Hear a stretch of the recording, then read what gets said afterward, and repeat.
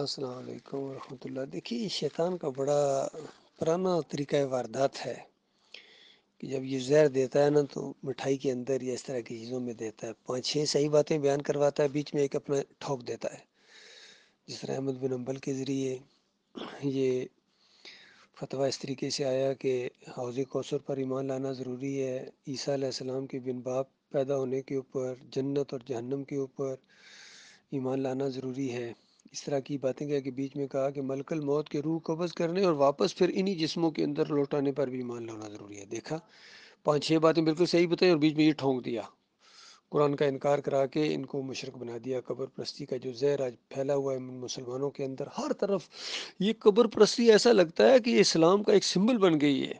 یعنی اگر کسی جگہ کوئی بندے دیکھیں کہ کوئی مزار ہے، ڈول ڈمکا ہو رہا ہے، وہاں چڑھاوے چڑھائے جا رہے ہیں، چادر چڑھائے جا رہے ہیں، تو جو دوسرے غیر مذہب والے دیکھیں گے یہ مسلمان ہیں جی، یعنی یہ مسلمانی کا ایک لیبل بن گیا ہے۔ حالانکہ جو اصلی مسلمان ہیں، جو اصلی مومن ہیں، اللہ کے مومن، قرآن کے مومن،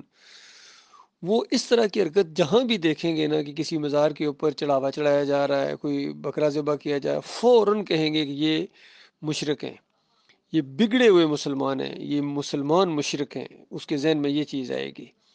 لیکن آج پوری دنیا کے اندر یہ جو مزار پرستی ہے، گنبد پرستی ہے، یہ اسی وجہ سے ہے،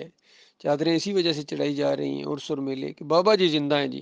ہم بابا جی کو نہیں دیکھ رہے، بابا جی تو ہمیں دیکھ رہے ہیں، اور سارے اسی قبر کی طرف اشارہ کرتے ہیں۔ وہ علی انجینئر ہو، تقی عثمانی ہو،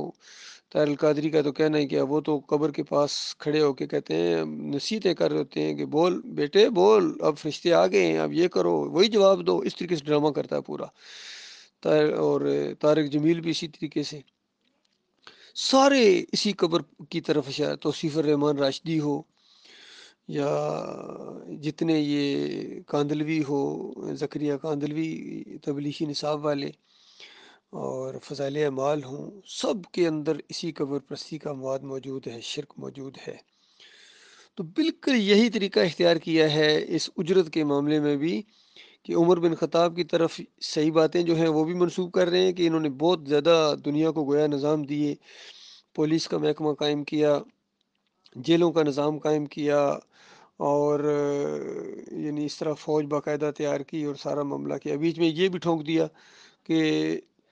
انہوں نے اماموں کو تنخواہیں بھی دیں، مؤذنوں کو تنخواہیں بھی دیں۔ بالکل یہ جھوٹی بات ہے، یہ بات بیچ میں ملائی ہے تم لوگوں نے، بے ایمانو مولویو۔ عمر بن خطاب کبھی قرآن کے خلاف کوئی فتویٰ نہیں دے سکتے، کوئی کام نہیں کر سکتے۔ جب نبی علیہ السلام کی باتیں موجود ہیں کہ مؤذن اس کو رکھو جو اجرت نہ لے، تو کیا تم یہ کہہ سکتے ہو کہ عمر بن خطاب رضی اللہ عنہ اجرت دینا شروع کر دیا تھا؟ کچھ تو خیال کرو۔ اصل میں جب یہ خود مشرک بن گئے، خود جب یہ حرام خور بن گئے، تو انہوں نے الزامات لگائے ہیں نیک لوگوں کے اوپر۔ جب یہ خود ان کے دماغوں کے اندر سجدہ تعظیمی آیا تو انہوں نے انبیاء کے اوپر الزام لگایا کہ انہوں نے بھی کیا تھا جی، یعقوب علیہ السلام کے خاندان نے کیا تھا سجدہ تعظیمی۔ جب یہ خود نبی کے بندے بنے ہیں تو اشرف علی تھانوی نے فتویٰ دیا کہ اللہ کے بندوں کو نبی کا بندہ کہا جا سکتا ہے، سورہ زمر میں ہے، قل یا عبادی الذین اسرفوا علی انفسہم لا تقنطوا من رحمت اللہ۔ اللہ تعالیٰ کہہ رہا قل یا عبادی، یعنی نبی علیہ السلام کو اللہ کہہ رہا کہو اے میرے بندو، یعنی نبی کے بندے۔ اس طرح اس نے پھیر دیا اللہ کے بندوں کا رخ، نبی کی طرف پھیر دیا۔ یہ سارے اصل میں اس دین، وہ جو توحید کا دین ہے، اس توحید کو سن کے ان کے چہرے پر بل پڑ جاتے ہیں، سارے لگے ہوئے ہیں، کفر و شرک پھیلا رہے ہیں۔ حرام خوری ہے، سب سے بڑی حرام خوری یہ ہے۔ شراب بھی حرام ہے، دوسری چیزیں حرام ہے، لیکن سب سے بڑی چیز جو حرام ہے وہ یہ ہے اجرت لینا دین کے اوپر، نماز پڑھانے کی اجرت لینا، اذان دینے کی اجرت لینا۔ اور اسی وجہ سے یہ مولویوں نے اس توحید کی دعوت کی مخالفت بھی کی ہے جو ڈاکٹر مسعود الدین عثمانی رحمۃ اللہ علیہ کے لیے اٹھی ہے، کیونکہ ڈاکٹر عثمانی رحمۃ اللہ علیہ ان کے پیٹ کے اوپر بھی لات ماری ہے، ان کے دماغ کے اوپر بھی لات ماری ہے، بے جان کا پھاڑا، کفر و شرک والا جو دماغ تھا اس کو بھی پھاڑا اس اللہ کے بندے نے، آپریشن کر دیا ہے، کیونکہ وہ ڈاکٹر تھے، انہوں نے صحیح آپریشن کیا ہے، روحانی آپریشن ان کا کیا ہے، مذہبی آپریشن ان کا کیا ہے، کیونکہ آپریشن کرنے کا مزاج تھا ان کا، تو انہوں نے ان کے کفر و شرک کا بھی آپریشن کر دیا۔ اور پھر